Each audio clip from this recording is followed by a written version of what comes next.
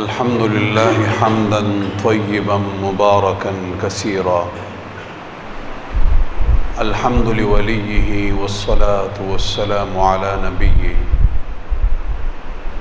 أما بعد فأعوذ بالله من الشيطان الرجيم. بسم الله الرحمن الرحيم. ألف لام ميم. ذلك الكتاب لا ريب فيه هدى للمتقين.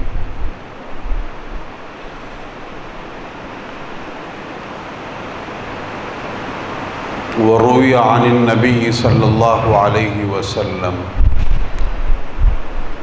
إن الله يرفع بهذا الكتاب أقواما ويضع به الآخرين، أو كما قال النبي صلى الله عليه وسلم. صدق الله ورسوله. اللهم صل على محمد وعلى آل محمد كما صليت على إبراهيم وعلى آل إبراهيم إنك حميد مجيد. اللهم بارك على محمد وعلى آل محمد كما باركت على إبراهيم وعلى آل إبراهيم إنك حميد مجيد. واجب الاحترام میرے مسلمان بھائیوں، قابل قدر بزرگوں اور میرے عزیز نوجوان ساتھیوں،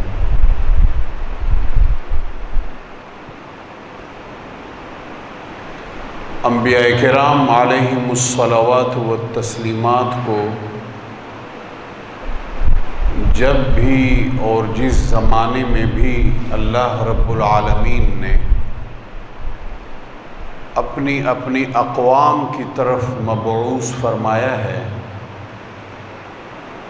تو ان کو کچھ معجزات بھی عطا فرمائے ہیں۔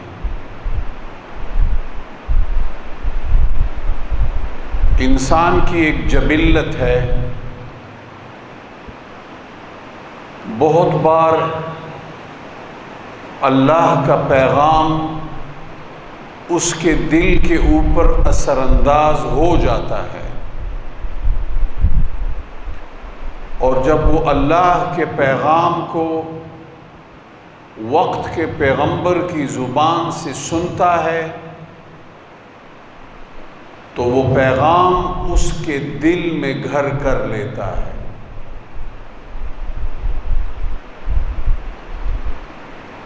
سیدنا عمر ابن الخطاب رضی اللہ تعالی عنہ زمانہ جاہلیت میں حضور سرور کونین صلی اللہ علیہ وسلم کو نعوذ باللہ قتل کرنے کے درپے تھے، لیکن پھر جب اللہ کے پیغام کو سنا، طٰہ ما انزلنا علیک القرآن لتشقی، یہ آیات جب سنی، اللہ کے اس پیغام کو سنا تو یہ پیغام دل میں گھر کر گیا، دل میں جا بسا۔ تو کئی بار تو پیغام کا سننا کفایت کر جاتا ہے، کئی بار انسان کو کسی ایسے وقوعے کی ضرورت پیش آتی ہے کہ جس کو وہ خرق عادت سمجھتا ہو، یعنی عادت سے باہر وہ اس کو سمجھتا ہو، نارمل نہیں بلکہ ایب نارمل قسم کے کسی وقوعے کی ضرورت اس کو پڑتی ہے۔ اس طرح موسیٰ علیہ السلام کو اللہ رب العالمین نے معجزہ عطا فرمایا تھا کہ جب وہ اپنی عصا، اپنی لاٹھی کو پھینکتے تھے تو وہ بہت بڑے ایک اژدہے کی شکل اختیار کر جاتی۔ یہ خرق عادت ہے، اس طرح سے نہیں ہوتا۔ انسان کی جو روزمرہ زندگی ہے اس میں لاٹھی کا یہ کام نہیں ہے کہ اس کو اگر پھینکا جائے تو وہ اژدہے کی شکل اختیار کر لے. یہ عادت سے اور فطرت سے ورے چیز ہے. تو یوں کچھ انسانوں کو اس کی ضرورت پیش آتی ہے کہ وہ متاثر ہوں، مرعوب ہوں، اور پھر اللہ کے پیغام کی طرف متوجہ ہوں. سیدنا حضرت عیسیٰ علیہ السلام وہ مردوں کو زندہ فرما دیتے تھے. اللہ رب العالمین اپنے فضل سے ان کے ہاتھوں بیماروں کو شفایابی عطا فرماتے تھے.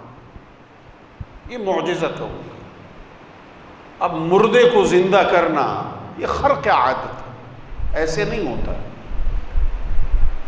عام طور پہ کیا بلکہ ایسا ہوتا ہی نہیں ہے. ایک انسان جب اس دنیا سے انتقال کر جاتا ہے تو پھر اس دنیا میں اس کی واپسی نہیں ہے.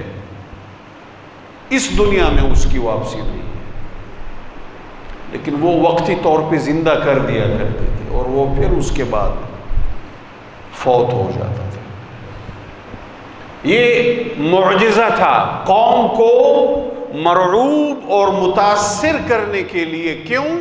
تاکہ وہ اللہ کے پیغام کی طرف متوجہ ہوں کہ یہ جو اللہ کا پیغمبر اللہ کا پیغام ان کو سنا رہا ہے اس کو وہ توجہ دینی شروع کر دیں، ورنہ اس سے پہلے وہ توجہ دینے کے لیے تیار نہیں تھے.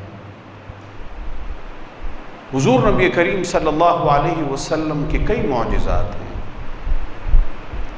آپ علیہ السلام کے ہاتھوں میں پتھر بول پڑے تھے. چاند کی طرف اشارہ فرمایا تو چاند 2 ٹکڑے ہو گیا. لیکن حضور علیہ السلام کا جو سب سے بڑا معجزہ جو آج بھی موجود ہے اور قیامت تک موجود رہے گا وہ قرآن کریم کی صورت میں ہے. یہ اللہ کا کلام ہے، اللہ کی گفتگو ہے. پچھلی جو آسمانی کتابیں تھیں ان میں وقت کے ساتھ ساتھ رد و بدل کیا گیا، وقت کے ساتھ ساتھ ان میں تحریفات کی گئیں، کیونکہ وہ اللہ کا کلام نہیں تھا، اللہ کی گفتگو نہیں تھی. اللہ کی طرف سے بھیجے ہوئے نسخے تھے، کتابیں تھیں، ہدایات کے مجموعے تھے، رہنما اصول تھے. ہمارا ان کے اوپر ایمان ہے لیکن وہ اللہ کی گفتگو نہیں تھی، اللہ کا کلام نہیں تھا. یہ قرآن کریم اللہ کا کلام ہے، اللہ کی گفتگو ہے، اس لیے بھی اس میں رد و بدل نہیں ہو سکتا، ممکن نہیں ہے. تو یہ سب سے بڑا معجزہ جو اللہ نے اپنے حبیب صلی اللہ علیہ وسلم کو عطا فرمایا. اب ایک اور چیز سمجھنے کی ہے، معجزات ماحول کی مناسبت سے عطا ہوتے تھے. جادوگروں کا زمانہ تھا، سحر اپنے عروج کے اوپر تھا بنی اسرائیل کے وقت میں. تو وقت کے پیغمبر کو ایک ایسا معجزہ عطا کر دیا گیا کہ جس نے بڑے بڑے ساحروں کو اور بڑے بڑے جادوگروں کو ورطہ حیرت میں ڈال دیا کہ اچھا ایسے بھی ہو سکتا ہے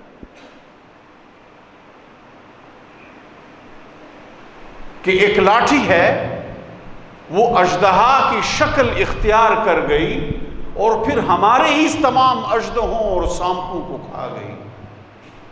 تو وہ پکار اٹھے، قالوا آمنا برب العالمین رب موسیٰ و ہارون. ماحول کی مناسبت سے اب ماحول ادب کا تھا، ماحول شاعری کا تھا، اور آنے والے زمانے میں ماحول نے تعلیم کی شکل اختیار کر کے اس میں کمال عروج حاصل کرنا ہے. آج سائنس اور ٹیکنالوجی یہ زمانہ جتنا آگے جا چکا ہے، جتنا مزید آگے جا رہا ہے، یہ علم کی بنیاد کے اوپر ہے، علم کی بنیاد کے اوپر. کہ ہمارے ہر طرف، ہمارے دائیں بائیں، ہمارے آگے پیچھے اوزار جو موجود ہیں، چاہے وہ ٹھنڈی ہوا کے ہوں، وہ آواز کے ہوں، وہ عمارت کی صورت میں ہو، پنکھے کی صورت میں ہو، وہ کمپیوٹر کی صورت میں ہو، یہ جو تمام تر اوزار ہیں ان کی بنیاد میں علم ہے، یہ علم کے بغیر نہیں ہے۔ تو جب ماحول علم کا ہوا، شعر کا ہوا، ادب کا ہوا، تو اس کی مناسبت سے اللہ رب العالمین نے اپنا کلام اور اپنی گفتگو نازل فرمائی اپنے حبیب صلی اللہ علیہ وسلم کے اوپر، جو تمام تر علوم کا منبع ہے، تمام تر علوم کا مرکز اور مرجع ہے، وہ نازل فرمائی۔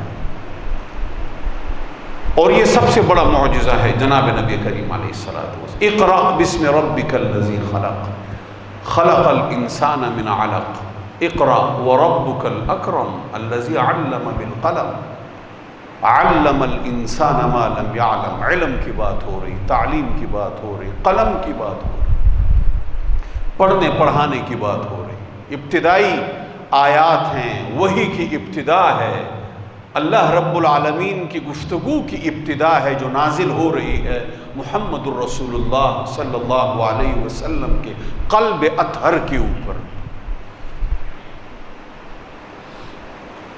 اور یہ وہ وقت تھا کہ جب عربوں میں شاعروں کا طوطی بولتا تھا،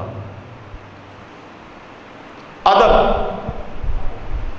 چھوٹے چھوٹے بچے فی البدی شعر کہہ لیا کرتے تھے، لوگوں کو اپنے گھوڑوں کا، گھوڑیوں کا نسب معلوم ہوتا تھا، انسانوں کے نسب تو معلوم ہوتے ہی تھے۔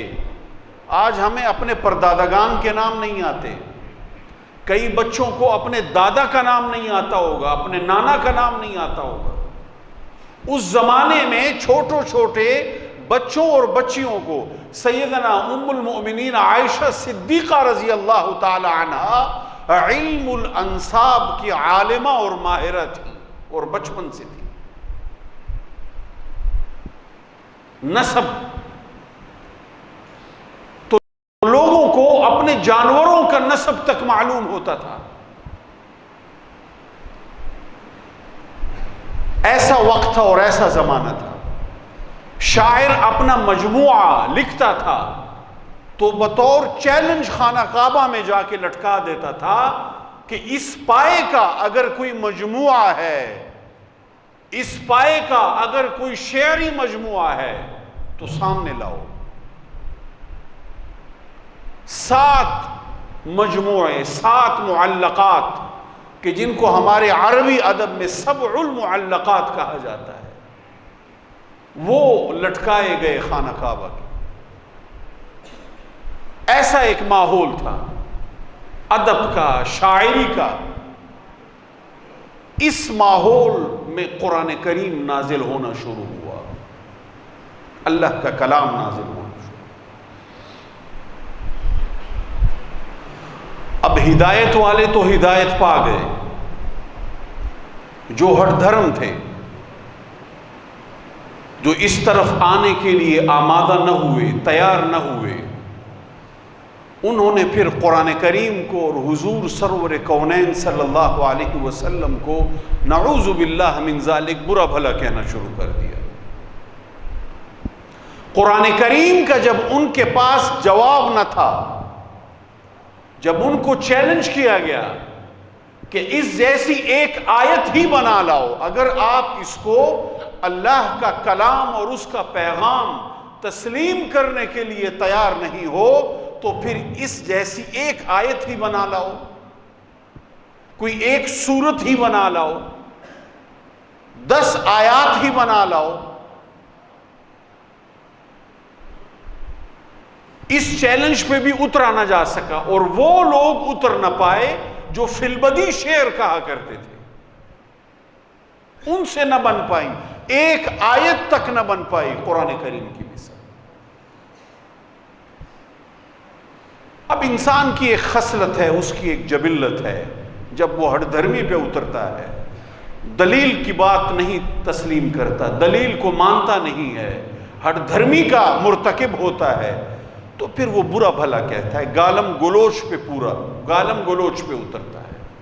انہوں نے بھی یہی کام شروع کیا کہ یہ جی حضور تو کاہن ہیں، یہ جو قرآن کریم کی آیات ہے جس میں وہ کچھ چیزوں کے بارے میں بتلاتے ہیں آنے والی کہ یوں ہوگا اور وہ ہوگا، تو یہ تو کہانت ہے، نعوذ باللہ من ذالک۔ کچھ نے کہنا شروع کیا کہ یہ حضور نعوذ باللہ مجنون ہو گئے ہیں، تو یہ حالت جنون میں یہ وہ باتیں ان کے منہ سے نکل رہی ہیں، نعوذ باللہ۔ کچھ نے کہنا شروع کیا کہ یہ تو شاعر ہے اور یہ ان کی شاعری ہے، کچھ کہتے کہ ساحر ہیں، جادوگر ہیں اور یہ ان کی جادوگری ہے۔ اب برا بھلا کہنا شروع کر دیا۔ جب آپ مانتے نہیں ہیں اور ہر دھرمی کا مظاہرہ کرتے ہیں، ایک دلیل کا آپ کے پاس جب جواب نہیں ہوتا، تو پھر انسان کی یہ جبلت ہے، خصلت ہے، وہ پھر گالیوں پہ اتر آتا ہے۔ حضور علیہ السلام نے منافق کی ایک علامت یہ بھی بتلائی کہ اذا خصم فجرا، جب وہ لڑائی خصومت پہ اترتا ہے تو پھر گالم گلوچ کرتا ہے، پھر وہ گالیوں پہ اترتا ہے، وہ گالیاں دیتا ہے، اذا خصم فجرا۔ تو یہ ایک تاریخ ہے قرآن کریم نازل ہونے کی اور قرآن کریم کے ساتھ روا رکھے جانے والے رویے کی، اور یہ رویہ آج بھی موجود ہے۔ یہ رویہ پچھلے 1400 سالوں میں وقتاً فوقتاً موجود رہا ہے۔ اس کتاب کے نہ ماننے والوں کے پاس جب اس کا جواب نہیں ہوتا، وہ جب اس کا جواب نہیں دے پاتے اور ہر دھرمی کے مرتکب ہوتے ہیں اور اس کے ساتھ ضد اور عناد کے اوپر پورا اترتے ہیں، تو پھر اس کے بعد وہ غلط رویے کے مرتکب ہوتے ہیں۔ چنانچہ آج بھی دنیا کے مختلف خطوں میں اس کی توہین کی جاتی ہے، نعوذ باللہ من ذالک، چاہے وہ جلانے کی صورت میں ہو، پھاڑنے کی صورت میں ہو، اعلانیہ۔ مغرب آج اپنی تہذیب کے عروج کے اوپر ہے۔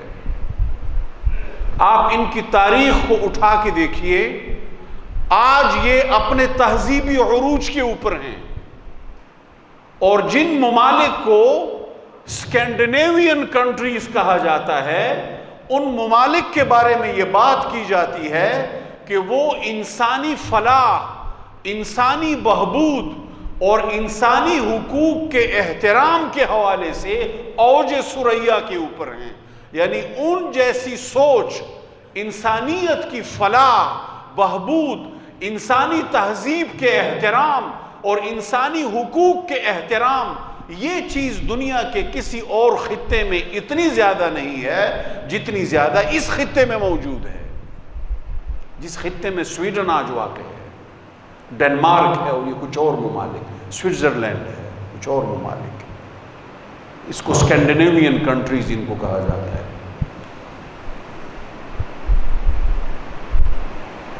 اب یہ دعویٰ ہو آپ کا، ایک طرف آپ اپنی تہذیب کے عروج کے دعوے دار ہوں، اور دوسری طرف آپ اللہ کے کلام کو، جس کو آپ بھی تسلیم کرتے ہیں بطور آسمانی کتاب کے، اور حضور نبی کریم علیہ السلام کو بطور پیغمبر کے آپ بھی تسلیم کرتے ہیں، اگرچہ ایمان نہیں لاتے۔ دین اسلام کو آپ آسمانی مذہب کے طور پہ تسلیم کرتے ہیں، اگرچہ اس کے اوپر ایمان نہیں لاتے، اور اس کے باوجود آپ اس کو باقاعدہ جلانے کی اجازت دیتے ہیں، باقاعدہ پولیس پروٹیکشن میں پھر اس کو جلایا جاتا ہے۔ یہ تہذیب اور یہ عروج، جبکہ اس کے مقابلے میں دین اسلام کی تعلیمات یہ ہیں کہ کسی خالی کاغذ کا بھی احترام کیا جاتا ہے، خالی ایک کاغذ، کیونکہ وہ علم کا آلہ ہے، اس کے اوپر علم سیکھا اور سکھایا جاتا ہے۔ قلم ہے کہ جس کی قسم اللہ رب العالمین نے اٹھائی ہے، نون والقلم وما یسطرون، والقلم،